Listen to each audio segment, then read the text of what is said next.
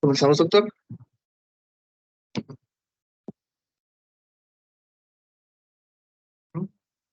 Ah,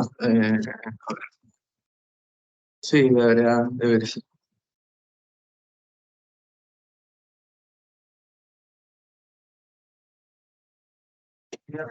Ah,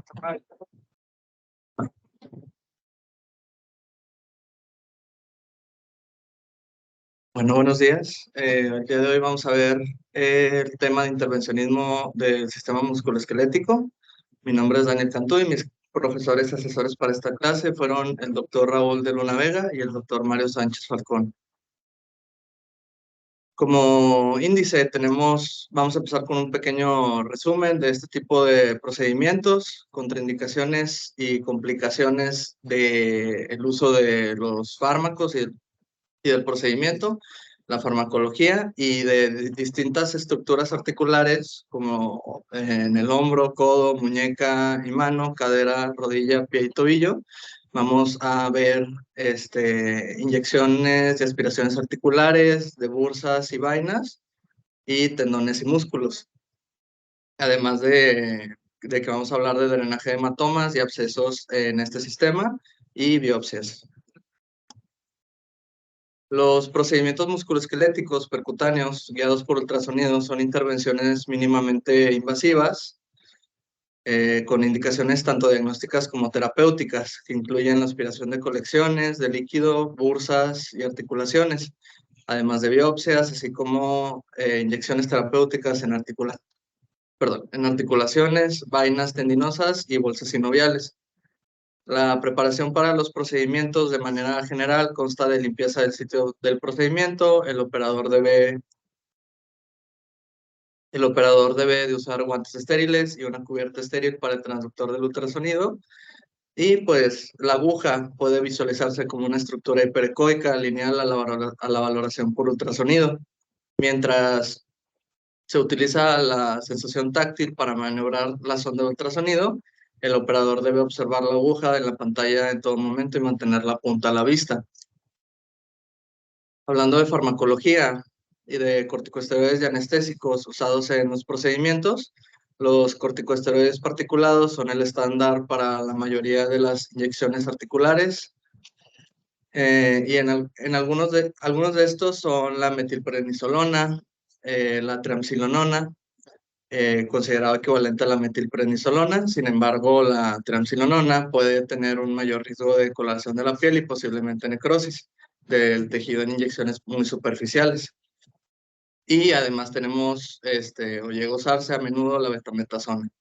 De los no particulados, la dexametasona es preferida para inyecciones en vainas tendinosas que soportan peso alrededor del pie, o para inyecciones peritendinosas en la muñeca y la mano.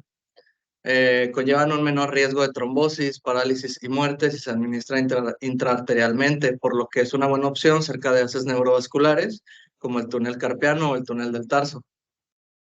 De los anestésicos se usa la lidocaína sin epinefrina, que es de acción más corta, la ropivacaína, que es de acción media y menos condrotóxica, y la bupivacaína, que es de acción más prolongada, pero existe preocupación por su condrotoxicidad,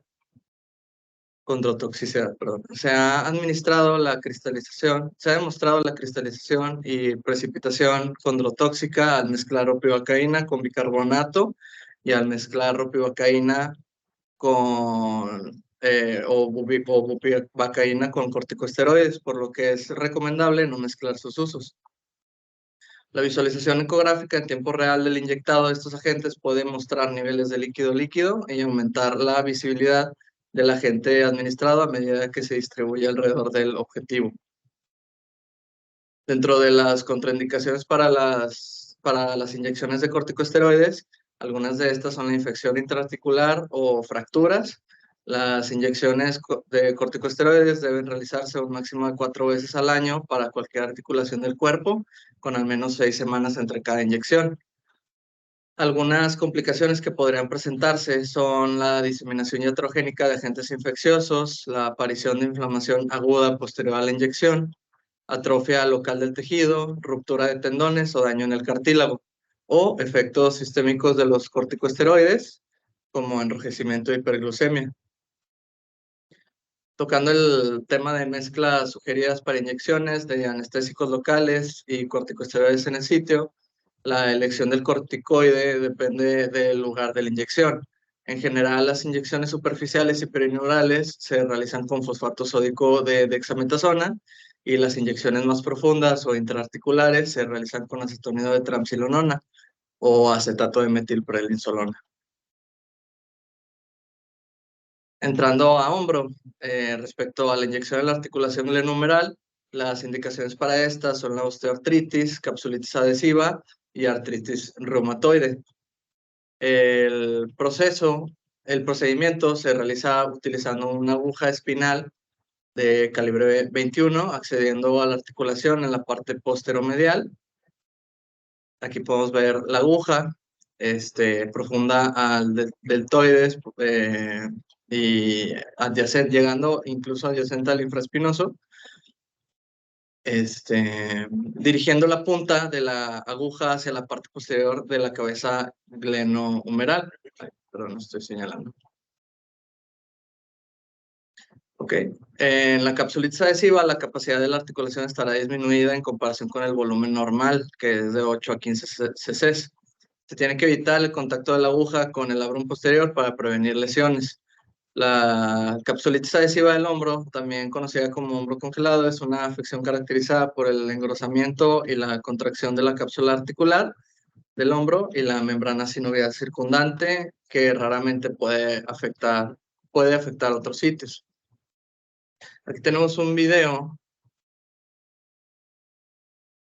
que es de la misma vista con un abordaje posteromedial, en el cual podemos ver cómo se está extendiendo pues la articulación por la inyección del fármaco.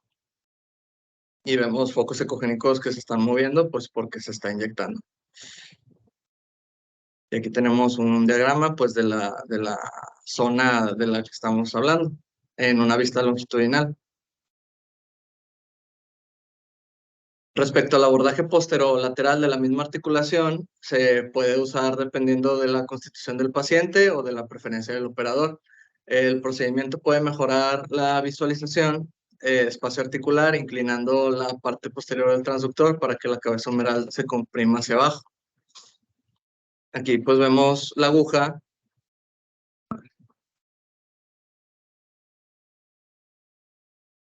Aquí en la anterior diapositiva veamos la aguja aquí en el abordaje posteromedial y ahora en el abordaje posterolateral la vemos pues básicamente del otro lado, igual en un enfoque longitudinal y pues usando pues de referencia a la cabeza del húmero.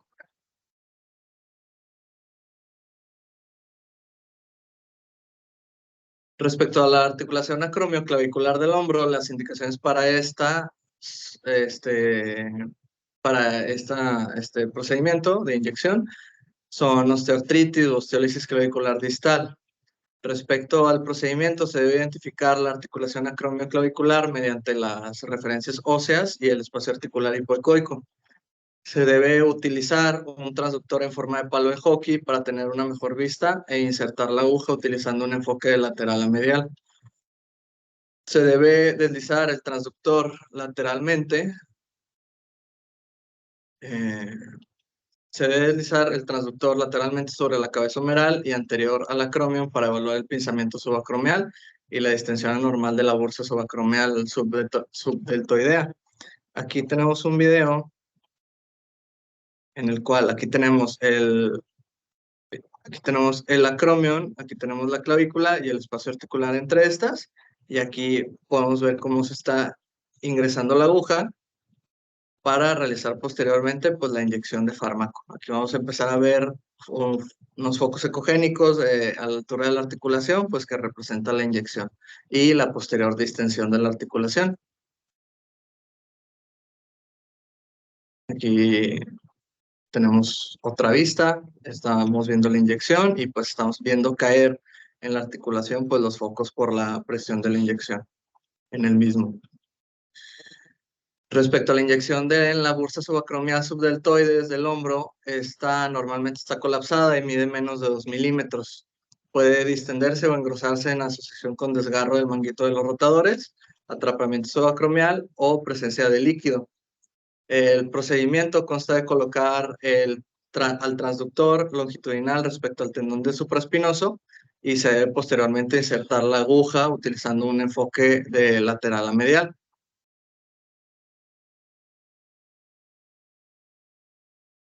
Aquí vemos el video que nos muestra la bursa subacromial subdeltoidea y la cabeza humeral, además del supraespinoso superior a esta. Aquí tenemos la aguja ingresando al espacio, a la bursa subacromial subdeltoidea y posteriormente la distensión de la misma por la inyección del fármaco. Y aquí en también nos podemos ayudar de este diagrama pues para tener una mejor captación pues de cómo se hace el procedimiento, más o menos dónde puede entrar la aguja y pues la relación con estructuras anatómicas adyacentes. Hablando ahora de la inyección de un agente anestésico para la tendinosis calcificada del hombro, la indicación de este procedimiento es la presencia de enfermedad de depósito de hidroxiapatita dentro del tendón. Después de identificar el depósito cálcico en la ecografía, se introduce una aguja de calibre 21 y se punciona el centro de la calcificación. Bajo monitoreo ecográfico continuo, hay que hacer sucesivas propulsiones y aspiraciones con el émbolo de la jeringa para extraer el calcio que se va depositando en el barril de la jeringa. Al final del procedimiento se puede inyectar una nueva jeringa con una mezcla de corticosteroides y anestésico en la bursa subacromial. Aquí tenemos el video donde vemos la lesión, la tendinosis calcificada, está ingresando la aguja a esta para posteriormente, como ya mencionamos, realizar sucesivas propulsiones y aspiraciones para pues ir, ¿cómo se dice? Quebrando la lesión, la calcificación y así poder sacarla al empujar el émbolo con estos movimientos. Al final del video vemos cómo se inyecta el fármaco distendiendo la bursa subacromial, subdeltoidea, y hay que tener la aguja y la jeringa en un plano horizontal durante el procedimiento para evitar la reinyección del calcio extraído. Aquí vemos cómo se está distendiendo por la inyección del fármaco posterior, porque pues es un procedimiento que al final pues, puede causar dolor. Respecto a la inyección en la vaina del tendón de la cabeza larga del bíceps del hombro, las indicaciones son el diagnóstico y tratamiento de la tendinopatía de esta estructura. Debe localizarse el tendón en transversal en la corredera bicipital. Se puede realizar una inyección directa intravaina al apuntar al líquido dentro de la vaina del tendón de la cabeza larga del bíceps. Se debe introducir la aguja desde un enfoque lateral hasta que la punta de la aguja sea visualizada dentro de la vaina adyacente al tendón. La ecografía debe mostrar la infiltración del inyectado llenando la vaina. Y hay que tener cuidado de no inyectar corticosteroides directamente en los tendones durante la inyección peritendinosa, ya que esto predispone al tendón a su ruptura. Aquí tenemos un video en el cual se muestra el tendón de la cabeza larga del bíceps, la aguja, o sea,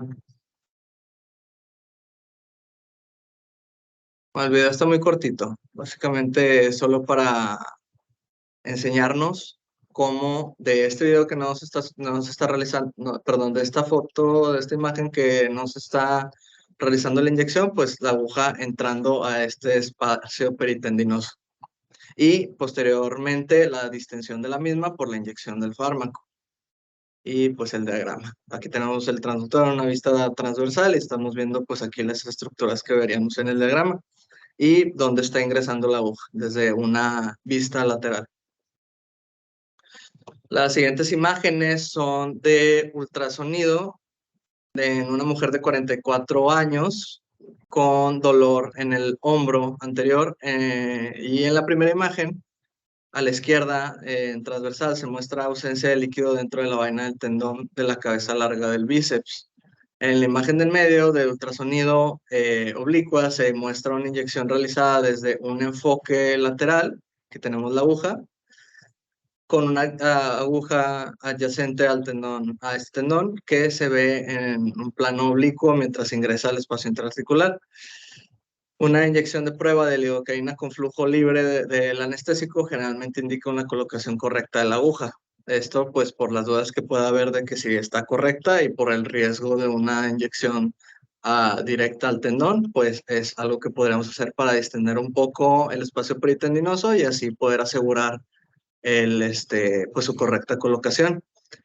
Y en la última imagen de ultrasonido en transversal es obtenida después de la inyección que muestra pues el llenado de la vaina del tendón. Aquí donde está este asterisco en amarillo, adyacente pues al tendón. Como precaución hay que evitar apuntar al surco bicipital en ausencia de derrame de la vaina del tendón por el riesgo de la administración imprecisa de corticosteroides, de la manera que ya mencionamos. La inyección y aspiración en la articulación del codo, el procedimiento consta de flexionar el codo del paciente a 90 grados, luego identificar la fosa craneana, la cual normalmente está llena de grasa hiperecoica.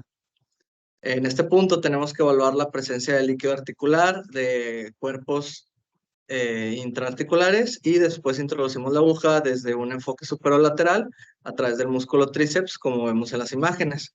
Aquí tenemos un video en el cual podemos ver la fosa craneana, la almohadilla grasa. No sé por qué no se quiere poner el video. Pero bueno, aquí tenemos la aguja. Aquí, bueno, se vería mejor con el video, pero no sé qué pasó. Sí, sí, sí, sí lo estaba haciendo, pero no se puede. De hecho, ahí se ve que le estoy picando, pero no. Ah, bueno, sí. Gracias. Aquí tenemos la aguja entrando a este espacio en la articulación del codo, atravesando pues, la almohadilla grasa y con una distensión que aquí en el video es discreta, pero realmente sí la puedo notar a la valoración por ultrasonido al hacer el procedimiento del fármaco, atravesando, pues como decíamos, músculo tríceps en una vista transversal. Y aquí pues tenemos pues la misma imagen, nomás ya con nombres señalados de cada una de las estructuras, pues para guiarnos un poquito mejor. Y la fosa del olecranon cerca de donde vamos a terminar haciendo el procedimiento. Siendo la inyección de los tendones del codo, hablando ahora de la inyección del tendón como un extensor para la epicondilitis lateral, el codo está extendido con la mano supinada. Se utilizará un transductor de 10 MHz en vista longitudinal. Eh, con la tendinosis, las fibras son hipoecoicas y están inflamadas con un diámetro mayor a 4 milímetros, con posibles calcificaciones hiperecoicas e irregularidad ósea asociada. Se debe introducir la aguja desde un enfoque inferolateral a lo largo de las fibras del tendón. Y pues tenemos un video en el que se muestra, en el que se muestra una inyección peritendinosa de corticosteroides y anestésico. Aquí vemos la aguja ingresando al espacio. Una inyección peritendinosa de corticosteroides y anestésico local en el origen del tendón extensor común. Respecto a una inyección en la articulación de la muñeca, debe utilizarse un transductor de palo de hockey en un enfoque longitudinal, y una ligera flexión de la muñeca mejora el acceso, donde se puede observar el derrame, el cual aparece como líquido por encima de los huesos del carpo. Las indicaciones son artritis séptica, reumatoide, artrosis, la realización de una artrografía o una biopsia sinovial. El procedimiento consta de colocar la palma de la mano en pronación del paciente sobre una toalla enrollada con la muñeca en flexión leve, y se debe introducir una aguja de calibre 22 a 25 justo distal al radio entre el tendón extensor de los dedos pulgar e índice con guía ecográfica. Si hay resistencia o no se puede presionar el émbolo de la jeringa, hay que recolocar la aguja unos milímetros para evitar la inyección en el complejo de fibrocartílago triangular. Tenemos un video en el cual podemos ver los huesos del carpo, la aguja, ingresando a este espacio articular. Este es un abordaje longitudinal, como en el diagrama, y pues tenemos que tener la muñeca en ligera flexión, como habíamos dicho, para tener una mejor vista del líquido. Y pues también vemos el hueso del carpo y pues el extremo distal del radio. Ay, no estaba señalando, perdón. Extremo distal del radio y hueso del carpo. Y el espacio articular y la inyección con la aguja de este lado. Hablando un poco de inyección de ganglión de muñeca, el ganglión o quiste sinovial son bultos benignos que a menudo crecen sin una causa concreta en la mano y en la muñeca. De hecho, pueden aparecer en cualquier articulación del cuerpo, pero hasta en un 70-80% de los casos se localiza en la mano o en la muñeca. Estos quistes pueden ser dolorosos, especialmente justo en el momento de su aparición o por el uso constante de la mano. Los gangliones pueden variar de tamaño y también pueden desaparecer por completo de forma espontánea. Es el tipo de tumor más común en la mano, apareciendo también en el pie, tobillo o rodilla. Suele ser más común en la mujer, pero también afecta al hombre. Además, suele ser más frecuente entre los 20 y los 30 y los 40 años. El procedimiento consta de colocar a la muñeca en pronación sobre una toalla enrollada, de modo que el ganglión se ve fácilmente en la ecografía y quede expuesto. Con la guía ecográfica introducimos la aguja. Aquí podemos ver la aguja. La introducimos entre los tendones extensores hasta que la punta de la aguja se visualice dentro antes de él, o sea, del ganglión, antes de la aspiración. Como precaución, la aspiración con una aguja de calibre más grande, como calibre 16 a 18, perdón, acá, puede tener una mayor probabilidad de éxito debido a la alta viscosidad típica del líquido. Las imágenes de ultrasonido longitudinal muestran cómo se ve la aspiración de un ganglión con la aguja siendo visible dentro del mismo. Aquí pues podemos ver cómo se está contrayendo esta estructura anecoica. No es video, pero pues se va a ir contrayendo porque estamos aspirando líquido viscoso. Y aquí tenemos pues un ejemplo de lo que llega a salir después de la aspiración. Siguiendo con la inyección de tendón de muñeca y mano, hablando del primer compartimento dorsal, o sea, el extensor corto del pulgar y abductor largo del pulgar, existe la indicación de tenosinovitis de Kerbein, la cual ocurre cuando una persona se lesiona o utiliza demasiado el pulgar o la muñeca como cuestiones ocupacionales. El procedimiento consta de, mientras se visualizan los tendones extensor corto del pulgar y el abductor largo del pulgar en transversal, con un enfoque de aguja dorsal se inyectará el fármaco alrededor de los tendones. Hay que tener en cuenta la ubicación de la rama recurrente del nervio radial y la vena cefálica al inyectar el primer compartimento dorsal de la muñeca. Bueno, la vena generalmente se ve bien, pero se debe de verificar para asegurarse que el nervio no está en la trayectoria de la aguja. Las primeras dos imágenes arriba son de referencia, una antes y otra durante la inyección del fármaco. Aquí podemos ver la aguja en una vista transversal con una subsecuente vista en longitudinal. aquí, la de abajo, donde podemos apreciar el primer tendón extensor con líquido hipoecoico en la vaina de este, como puede ser visto en la tendinocinovitis de Kerbein. Aquí puedo ver el primer tendón extensor, el radio, la aguja entrando a este espacio peritendinoso y pues las vistas, ¿no? Así podemos verla en una vista transversal y en una vista sagital con un abordaje dorsal, como podemos ver en el diagrama, con el transductor, primero viendo un transversal. Bueno, sí, que se ve mejor en transversal. Ya tendremos que usar otros abordajes en caso de que, pues, por la preferencia del operador, que quisiéramos usar un enfoque longitudinal para la guía con ultrasonido.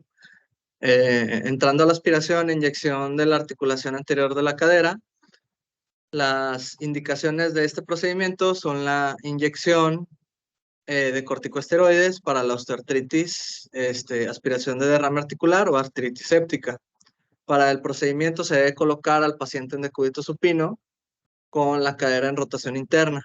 Hay que colocar el transductor lineal en el plano sagital oblicuo o a lo largo del eje del cuello femoral para examinar el receso anterior de la articulación, como podemos ver aquí en el diagrama. El líquido articular generalmente aparecerá hipoecoico en el receso anterior y desplazará la cápsula de la cara anterior del cuello femoral. Las imágenes de ultrasonido en oblicuo sagital muestran un ejemplo del abordaje, el abordaje que tenemos la aguja, con respecto al cuello femoral, en este caso. Aquí tenemos el video. Aquí abajo.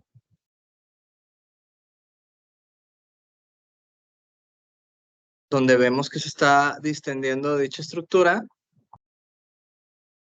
Donde vemos que se está distendiendo dicha estructura por la inyección del fármaco.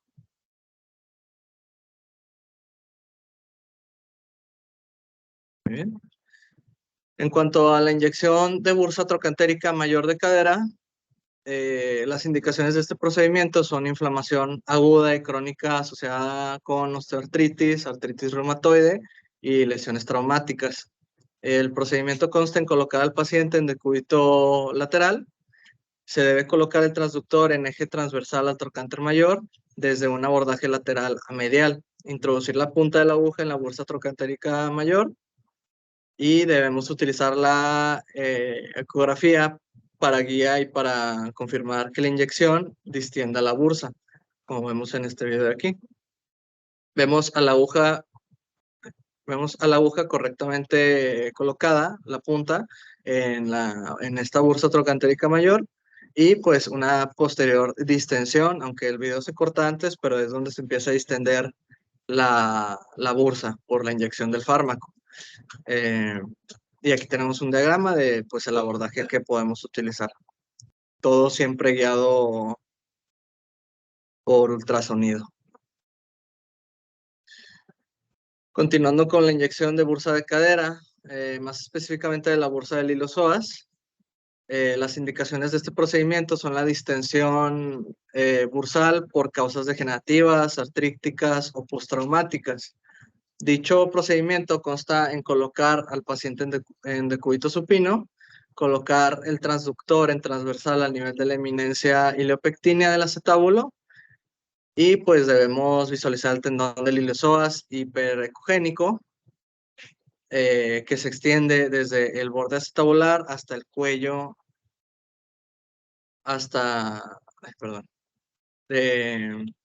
hasta el cuello femoral, perdón. Desde un abordaje lateral a medial, avanzar la punta de la aguja hasta la bursa del iliopsoas y pues el inyectado hipoecoico distiende la bursa del iliopsoas después de la inyección, generalmente hasta 8 cc. Debemos vigilar a los pacientes ya que podría presentarse una parálisis transitoria del nervio femoral que resulta en una disminución de la sensibilidad sobre la parte anterior del muslo e incapacidad para flexionar la cadera o poner peso sobre la extremidad. La imagen de ultrasonido que se encuentra en transversal muestra la aguja a cual se dirige en dirección al tendón del iliopsoas para finalmente llegar a donde se encuentra la flecha que es la bursa del iliopsoas, la cual pues se encuentra extendida. Y aquí pongo de nuevo el video donde vemos el avance de la aguja hacia la bursa del hilo, hacia la bursa del iliopsoas, pasando por el tendón del iliopsoas.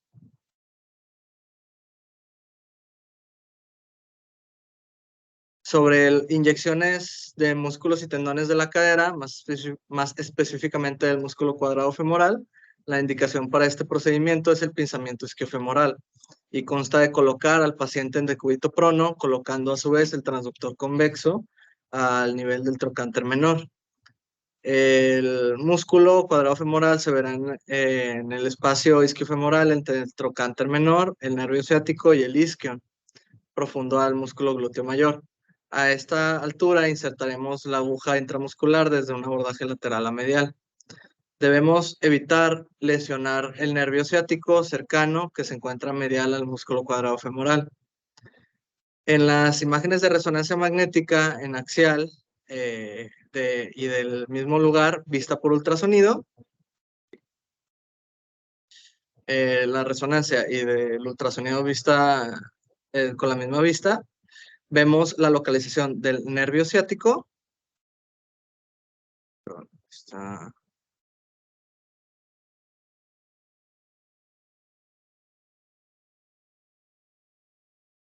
Bueno, aquí, en la flecha, discúlpeme. La localización del nervio ciático, además del sitio del lugar donde vamos a hacer la inyección entre el trocánter menor y en la vista lateral del músculo cuadrado femoral. Todo esto a través del músculo glúteo mayor. Es lo que vamos a estar pues penetrando para hacer dicha inyección, la cual podemos ver aquí marcado en amarillo.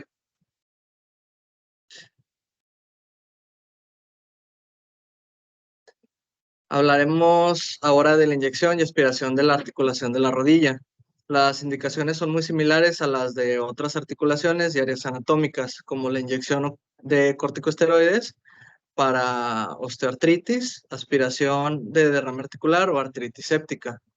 Dicho procedimiento consiste en colocar al paciente en posición supina con la rodilla ligeramente flexionada con una toalla enrollada en el espacio popliteo. El uso de un abordaje medial, lateral o anterior se basa en la preferencia del operador. En un abordaje lateral debemos introducir la aguja por encima de la rótula desde el lado lateral. Aquí tenemos la aguja por encima de la rótula desde el lado lateral y visualizar la punta de la aguja entrando en el líquido articular del receso suprarrotuliano. Aquí. Las alteraciones de la coagulación no son una contraindicación para este procedimiento y una inyección de corticosteroides está contraindicada cuando se sospecha de una artritis séptica. Aquí tenemos un video en el cual podemos ver la aguja pues entrando a dicho espacio desde un abordaje superolateral. ¿Ok? Desde una vista en transversal.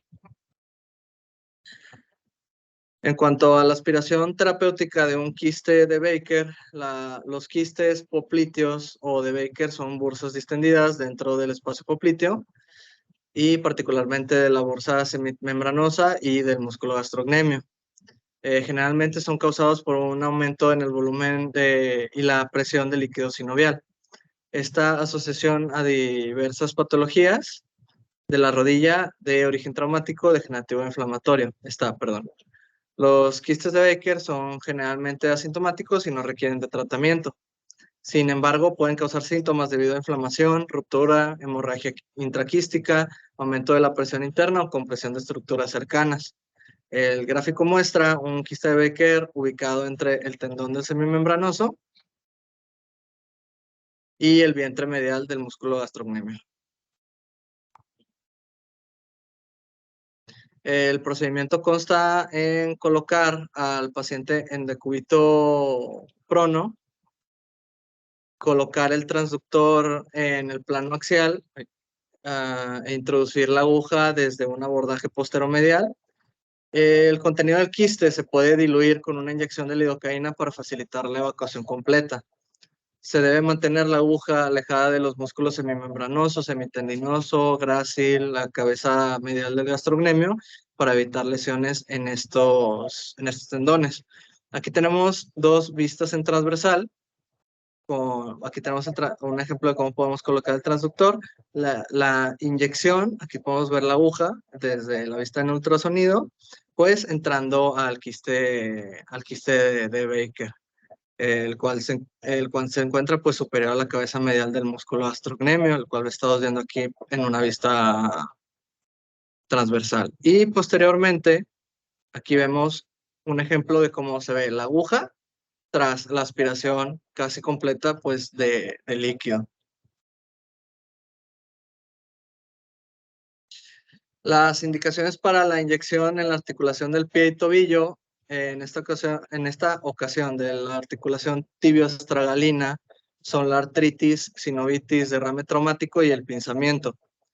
Para el procedimiento se debe colocar el pie en una ligera flexión plantar, que es la posición y ubicación más sensibles para ayudar a identificar el derrame. Se puede utilizar abordajes anterolateral y anteromedial. Se debe visualizar la introducción de la punta de la aguja hasta llegar al espacio articular, así como la disminución del derrame durante la aspiración. Aquí podemos ver tibia, astrágalo y pues el receso donde vamos a nosotros insertar la aguja, dependiendo de la indicación que tenga el paciente, realizar una inyección o una aspiración. Al igual que en otras articulaciones ya mencionadas, se puede llevar a cabo la inyección y aspiración de articulaciones metatarsofalángicas. Las indicaciones de este procedimiento son el dolor agudo o crónico debido a trauma, artritis inflamatoria, y el mismo consiste en colocar el pie en posición anatómica con la rodilla flexionada y mediante un abordaje con aguja anterior, introducir directamente la aguja en el espacio articular con guía ecográfica. Aquí podemos ver cómo se está distendiendo pues este espacio articular metatarsofalángico por la inyección del medicamento, donde tenemos el primer metatarsiano y aquí el diagrama donde nosotros estamos haciendo la inyección directa anterior en dicha articulación. Este es el transductor del que les estaba hablando. No contamos este, con uno aquí, pero sin embargo, pues nos puede llegar a ser útil para este tipo de procedimientos. Y pues aquí tenemos el artefacto de reverberación, el cual es producido pues por la aguja en una vista transversal. Las indicaciones para la inyección en el tendón tibial posterior son la tendinopatía de dicha estructura y tenosinovitis por estrés, lesión traumática, artritis inflamatoria, degeneración o cirugía previa que haya causado alguna lesión. En el procedimiento se debe visualizar la parte engrosada hipoecoica y fusiforme del tendón en la parte medial del tobillo, justo por encima del malleolo medial. Se debe introducir la aguja utilizando un abordaje posterior a lo largo del lado medial del tobillo, y los derrames significativos se pueden aspirar antes de la inyección de fármacos. Se debe observar la punta de la aguja para asegurar la inyección en la vaina y no dentro del propio tendón. Por lo general, la inyección de los tendones que soportan peso se realiza en consulta con un cirujano ortopédico y el pie del paciente se coloca en una bota posteriormente. Aquí podemos ver el tendón tibial posterior en una vista transversal con la aguja en un espacio peritendinoso, en la vaina, para realizar pues la inyección o aspiración, dependiendo de la indicación que tenga el paciente, de dicho espacio.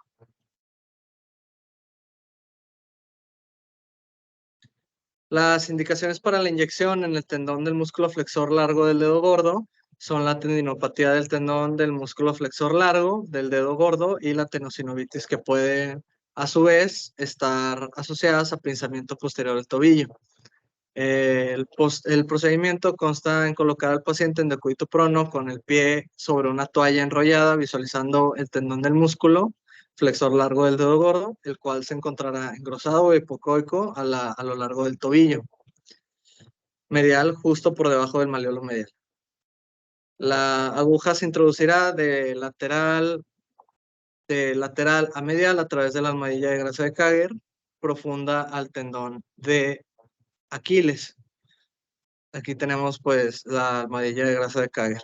Se debe vigilar la punta de la aguja para asegurar la inyección en la vaina y no dentro del propio tendón, como ya se ha mencionado anteriormente.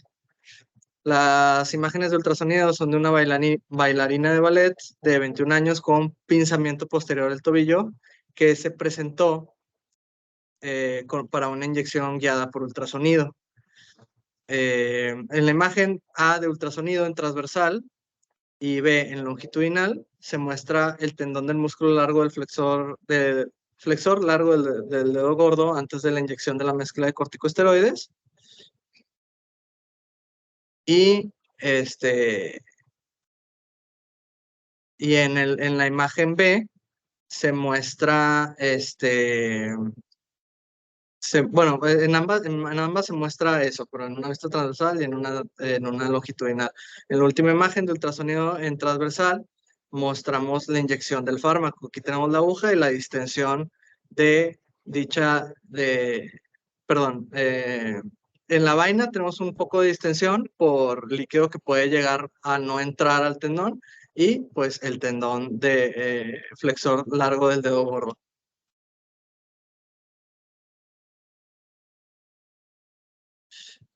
Entrando a las biopsias del sistema musculoesquelético, que se tratan pues, de masas de tejidos blandos y en menor grado de hueso, el enfoque para realizar estas biopsias es en algunas formas parecido al de biopsias no musculoesqueléticas y requiere una revisión cuidadosa.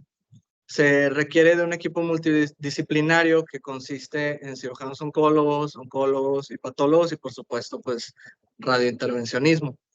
El propósito de esta presentación respecto a biopsias es ilustrar la metodología y la técnica de biopsias que ayudarán a guiar al radiólogo en la realización de estos procedimientos.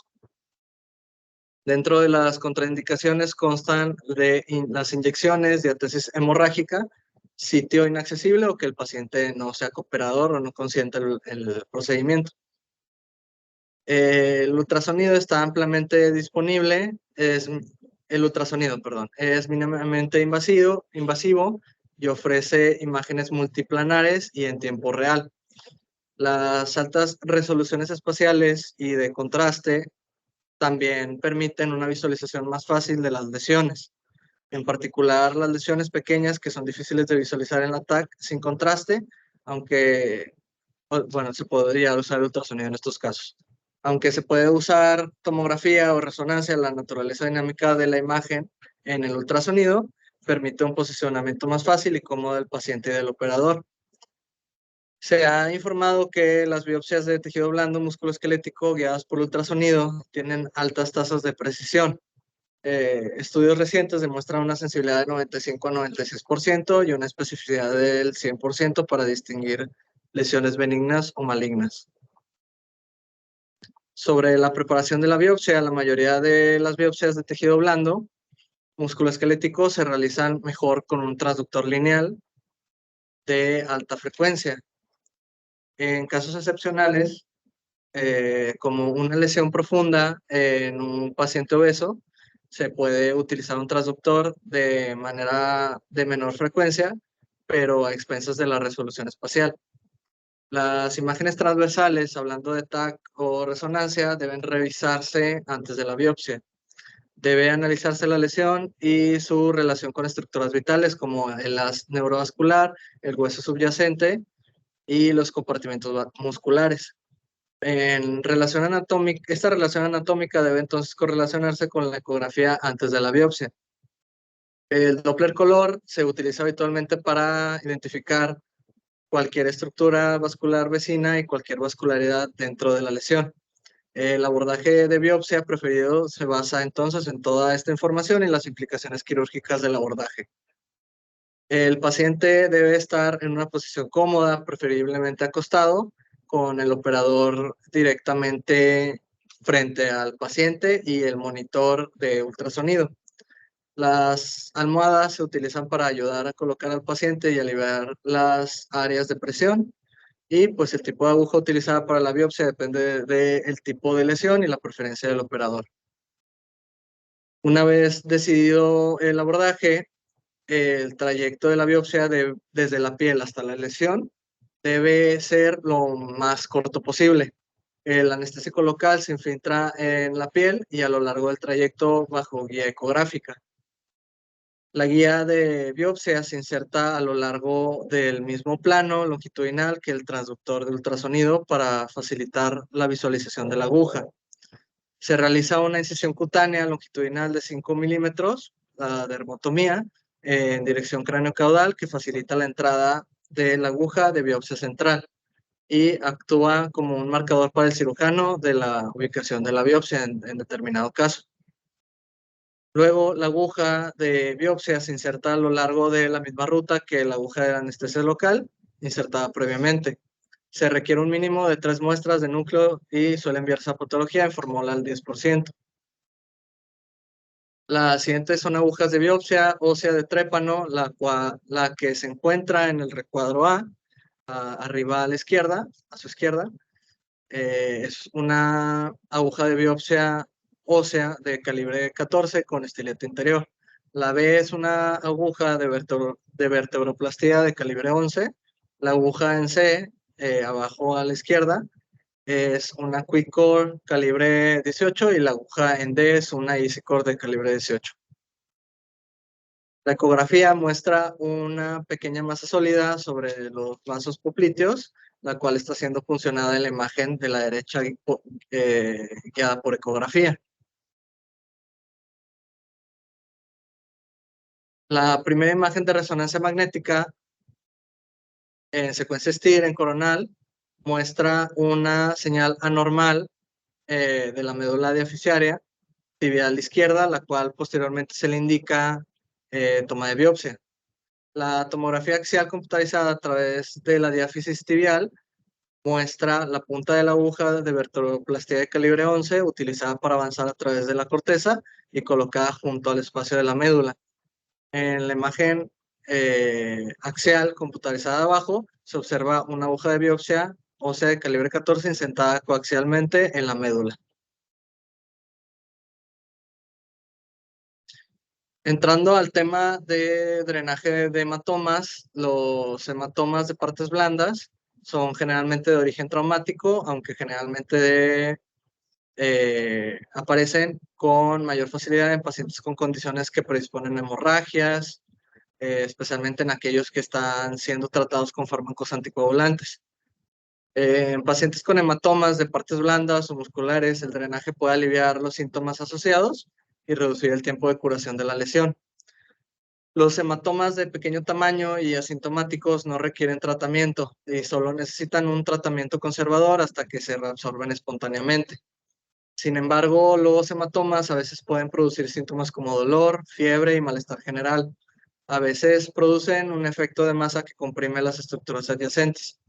En las extremidades, esto puede causar un síndrome compartimental o necrosis de la piel. En todos estos casos, el drenaje de hematomas puede ayudar a mejorar los síntomas del paciente.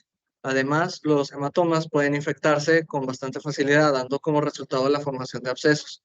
En ese caso, deben tratarse como cualquier otro absceso, de lo que hablaremos pues, más adelante. Y pues es otra indicación pues, para quitarlos cuando son muy grandes, porque se pueden abscedar. Respecto a la técnica, el contenido de los hematomas puede ser variable y a menudo las colecciones líquidas se mezclan con coágulos. A veces usar catéteres de gran calibre, como de 10 a 12 French, si la mayor parte del contenido está coagulado, se pueden llegar a usar. Sin embargo, y a pesar del uso de catéteres grandes, estos tienden a bloquearse por los coágulos, por lo que el drenaje de este tipo de hematomas no será exitoso a menos que se usen sustancias fibrinolíticas. Utilizamos uroquinasa intracavitaria de dosis de 100 o 250.000 unidades disueltas en 20 o 40 cc de solución salina, dependiendo del volumen del hematoma cada 8 horas. Mantenemos el tratamiento hasta que se resuelva el hematoma o no se pueda reducir más la colección. La manipulación de los hematomas y el uso de los catéteres de drenaje en su manejo implican un riesgo de infección. Por ello, debe asociarse un tratamiento profiláctico con antibióticos orales de amplio espectro. Y otra posible complicación es el sangrado. También puede resultar difícil valorar si el líquido drenado pertenece al drenaje del hematoma o a un nuevo sangrado. Con esto en mente, es útil observar el líquido drenado, ya que un hematoma antiguo tiene un color oscuro y menos viscoso, mientras que la sangre fresca tiene un color más intenso y tiende a coagularse una vez fuera. También es útil evaluar el cambio de tamaño de la colección, ya que al evaluar el volumen del líquido drenado debe correlacionarse con una disminución similar en el volumen de la colección, eh, guiada por ultrasonido, dependiendo del caso, pero sí debemos estar correlacionando con este. Si se sospecha la presencia de sangrado, se debe cerrar el tubo de drenaje hasta obtener la confirmación de si hay o no sangrado activo. La tomografía y la angiografía son técnicas útiles para evaluar esto y, si es necesario, tratarlo mediante una embolización. La resolución parcial del hematoma no debe considerarse un fallo técnico, porque el objetivo de este procedimiento es aliviar los síntomas y reducir el tiempo de curación. Los pequeños residuos del hematoma que no haya sido evacuado será posteriormente reabsorbido espontáneamente. De estas 4 imágenes, la imagen A, aquí, se puede ver un hematoma entre el músculo gastrocnemio y el músculo sóleo, y después en la imagen B se introduce un trocar 6 French, que es esta flecha que está abierta aquí, bajo guía ecográfica dentro de la colección. Ok. Posteriormente, en la imagen en C, 2 días después de este drenaje, observamos una cicatriz. Se va retirando el catéter posteriormente, y pues está quedando la cicatriz. Posteriormente, al retiro completo del catéter, se aprecia una cicatriz más extensa. Aquí donde ya no podemos observar pues el hematoma ni el catéter.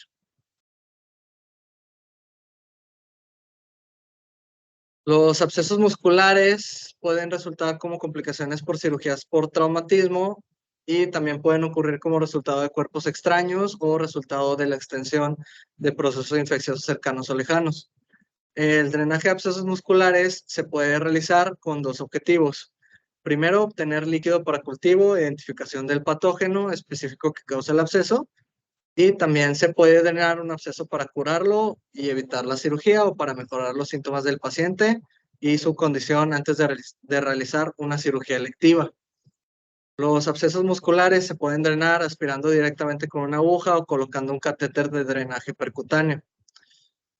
La aspiración con aguja puede ser suficiente para abscesos de pequeño tamaño con líquido de baja viscosidad.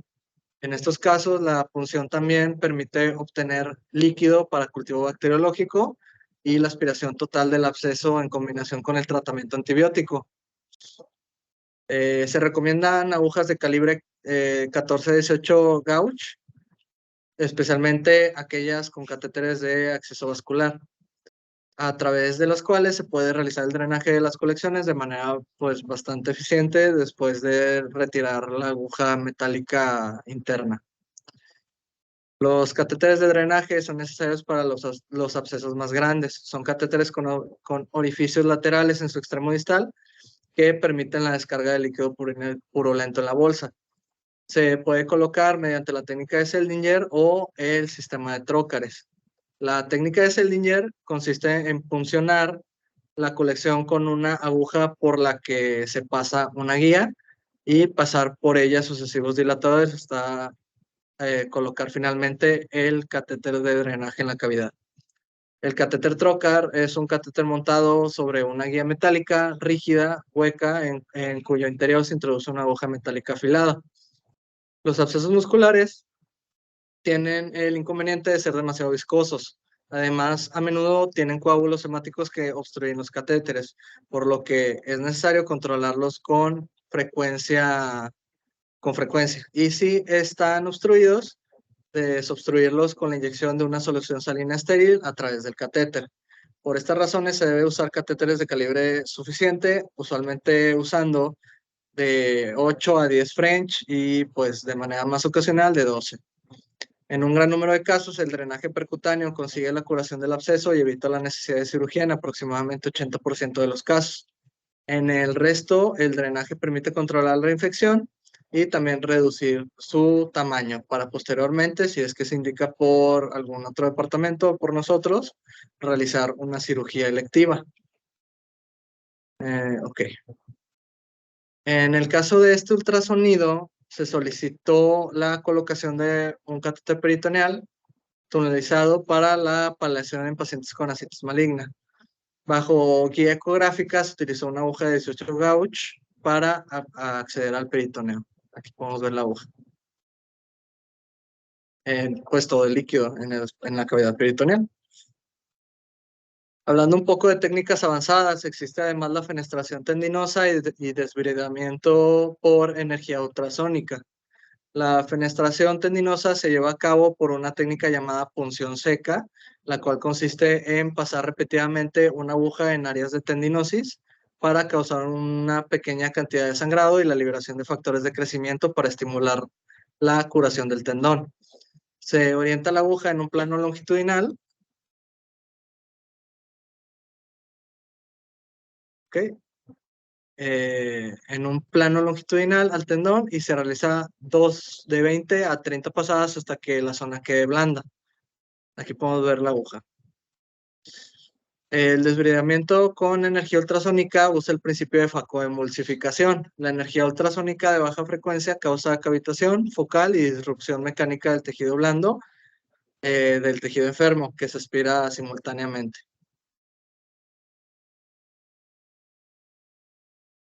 Y pues estas son las bibliografías que utilicé para mi clase. No sé si hay alguna duda. Sí, es un tema bastante extenso y no abordamos cuestiones más nerviosas, pero bueno. ¿Alguna duda? Tenemos unos dos comentarios. Las mismas posiciones que pusiste para los ultrasonidos para la inyección de fármacos en las diferentes articulaciones, también lo podemos nosotros realizar para las autorresonancias. Nada más ahí obviamente el principio no es inyectar fármaco. Simplemente el control, en lugar de ser con ultrasonido, lo puede ser es con fluoroscopía. Clavas una chiva y después con una llave de 3 vías con extensión instilas el dedo línea y preparas al paciente para realizarle la resonancia. Entonces, básicamente las mismas posiciones de rotación interna, dependiendo, ¿verdad?, de la articulación que queramos realizar, pero las autorresonancias también se realizan con el mismo principio. Un anestésico local, además que aquí el control es con fluoroscopía para preparar al paciente para pasarlo a la resonancia. Los preparamos 1 hora antes y después de eso los pasamos a la resonancia. Y la otra, nada más que no se lleven el concepto de que realizar una toma de biopsia sea simplemente para patología. Con las mismas agujas que pusiste ahí, generalmente la Hamsidi, que es para el cuerpo vertebral, o más largas, como las que utilizan en mama, los que han rotado por mama, aguja 14, un Frex más grande. Esas también las podemos mandar nosotros a micro o a Bacter, dependiendo de la impresión diagnóstica del médico tratante. Porque con esa misma aguja, cuando la desmontas, te presenta un cilindro de muestra que no necesariamente se tiene que ir a patología, o sea, hay que ver por qué indicación está solicitando el médico tratante, pero nada más para que se queden en cuenta con la idea de que cuando también sospechen algo infeccioso inflamatorio, los podemos hacer con biopsias por aguja de corte.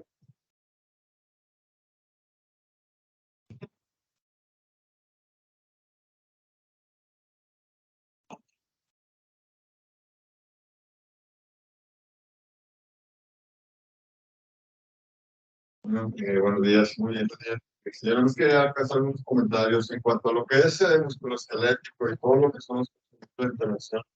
Aquí es muy importante tener presente la anatomía, todas las diferentes expresiones, músculos, musculos que se encuentran allá alrededor.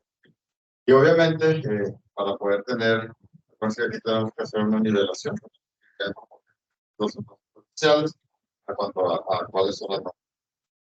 Otra de las cosas que quería comentar es precisamente de los drenajes. Es mucho mejor tener un drenaje de mayor diámetro, por ejemplo, un 14 o un 16, Sin embargo, al menos aquí en el hospital estamos utilizando entre 8 a 10. Pero acuérdense que, pues como todo, en la medicina tienen que personalizar, individualizar a cada uno de sus pacientes y es donde puede ir utilizando. Pero por ejemplo, un paciente que tiene una secreción muy espesa por un acceso, pues obviamente no puedes poner un detector de mayoría. O, por ejemplo, si es un hematoma que también es un tema, pues algo pongas uno de menor diámetro, un 8, dependiendo de la localización, te va a ayudar por ahí adelante. Más que nada es como...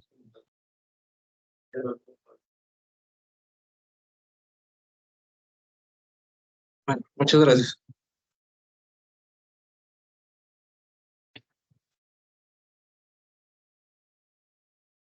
Pues...